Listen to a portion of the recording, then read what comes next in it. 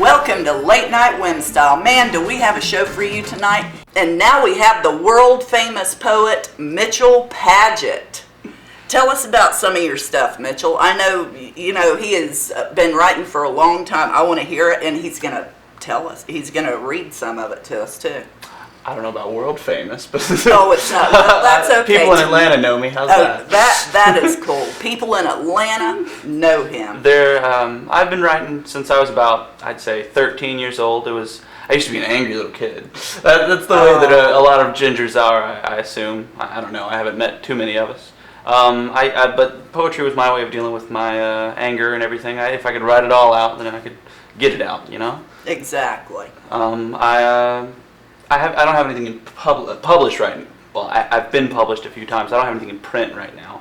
I go to literary readings up in Atlanta at the Atlanta Central Fulton Library, and honestly, it's me, some gay black men, me, and some gay black men, sadly. Wow. That's about all there is in the poetry scene. That's pretty cool. I've always loved poetry, too. I used to write when I was depressed, when I was a teenager, basically about the same thing that you're talking about. It's a great way to funnel emotions out. Yeah, it sure is. Do you have something that you're going to read for us? I do. I have the last two times I got published, which was a book I published myself called What Rhymes with Orange. It's rhymes is misspelled. This is a long time ago. This one was published. Oh, okay. You misspelled rhymes? I sadly did.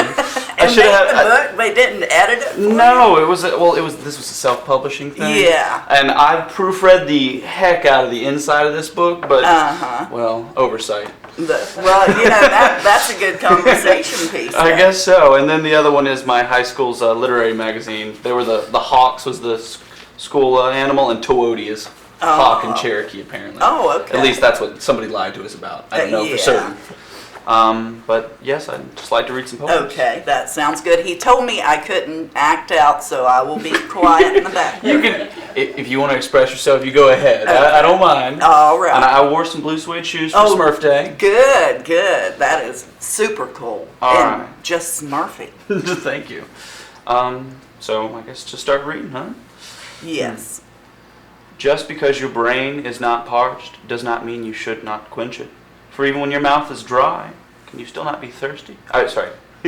For even when your mouth is not dry, can you still not be thirsty? Drink words hearty, my friends, even when you think you do not need them. Okay. Most of my poems don't really have titles. I just tend to read and, you can pick out a title you like. How's that? That sounds good. That one was Drink Your Coffee When You're Thirsty. Sure. Okay. All right. Or your margarita. Well, drink whatever you have on hand. Yeah. It's big, huge. I'm talking gargantuan. And it's filled with things, splendorous, wonderful things. Primed for the picking, the licking, the kicking, the studying, dissecting, climbing, labeling, and generally getting lost. It's big, huge. I'm talking Leviathan-esque here. There's birds and bees and cats and dogs and trucks and candy canes and microwaves and phones. There's even sea unicorns, but they're just a whale with an overgrown tooth. But whatever. It's big, huge. I'm talking humongous. There's people, good and bad. There's things of all types. It's Earth. And it's just now one of 8 planets, big enough to call planets around our sun. And that sun is just one star out of 200 or 400 billion stars in our galaxy. And that's just one galaxy out of hundreds of billions that we've found so far. It's big, huge. Reality is bigger than I can imagine. How big can you imagine?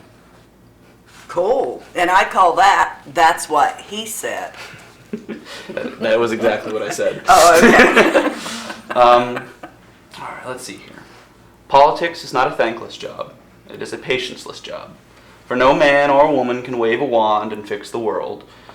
And they can shove a government and rise GDP up, but you can only touch G, C, I, and X. These are outside of anyone's control. People are stupid and short-sighted and will burn anyone at the cross that doesn't bring them utopia in a year or 2 or 3 or 4 or 5 or, hell, they'll burn anybody at this point. Even when a utopia could only take 2 years, 3 years. The left will never be left enough. The right will never go farther. The right must always go farther right. And no man can stand in the middle, because there's no gray, because we're all idiots. Wow. And I say, that's what Jimmy Carter says. More than likely. That's the title of that one.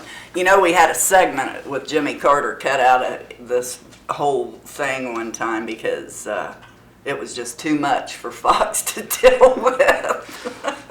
One thing that people don't know about Jimmy Carter, he did leave office with a huge surplus. That's the one positive thing that I know of in his presidency. Most of them kind of do. So, you know, do you got any more? I do. I have. Before we get into a part that's got to be cut out. Yes, ma'am. I understand. I have one more, and it's the longest one here. Oh, okay. All right. And I will apologize beforehand. I myself am not Christian. I'm an agnostic. I respect everybody's religion, but at the beginning of this line, it's just because I don't believe in God, and I don't mean anybody any harm. Well, how dare you? No, I know. I just feel like when offense is your religion, you lose a lot of friends. Yeah. All right. Just because I don't believe in God doesn't mean I couldn't use somebody, couldn't worship something that pats my head as I go to sleep, to let me know tomorrow will come, justice will be served, and all will be right. But each night I go to bed with my own dreams, my own life, and only one world. No hand pats my head night after night. No God assuages my fear. It's just me, alone in my mind. Which means it's just me, alone in my life, that I can count on to make things right, to make sure justice is served.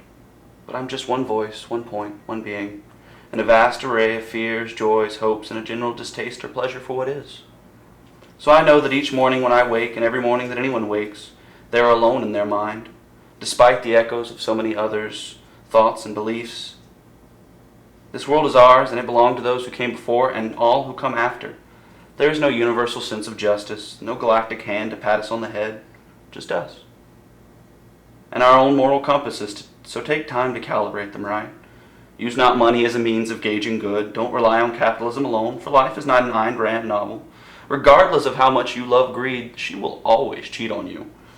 And while some strong enough to hold the pillars of life in place think that it's a wise idea to shrug their burdens, they'd be fools to do so. The government answers to many things, but should truly fear only one, us.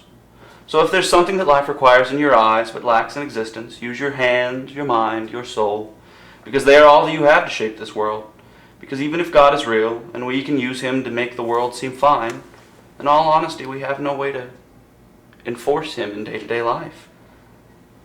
And all you have are your hands. So that's all the proof you could need. That you are real, that this world can change, and that hands can mold it. So reach out, make positive change, and go to sleep at night with the comfort of your own deeds. Oh, that was good. That was good.